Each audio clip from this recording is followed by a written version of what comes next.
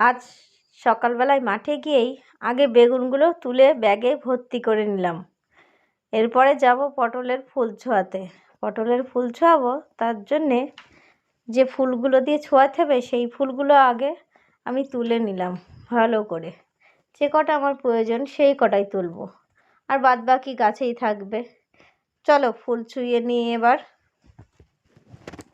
জানো তো, পটলের ফুল একটু বেলা হয়ে গেলে অসুবিধাই হয়।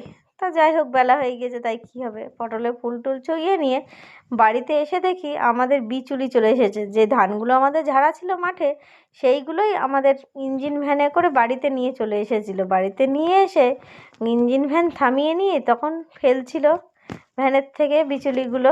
তারপরে বিচুলিগুলো ফেলে দিয়ে সে তো ইঞ্জিন ভ্যান চলে গেল। তারপরে আমরা এক একটা করে বিচুলি নিয়ে যাচ্ছিলাম। ওইদিকে দেখছো গাদা দিচ্ছে সেইখানে। জানোই তো এখন বৃষ্টি বাদলার দিন, বৃষ্টি কখন চলে আসে তার ঠিক নেই। তার জন্যেই একটু না বসে আমরা শুরু করে দিলাম বিচুলি বওয়া। বিচুলি প্রায় বওয়া হয়ে গিয়েছিল। তারপরে দেখো অনেকটাই গাদা হয়ে গেছে। তারপরে আমরা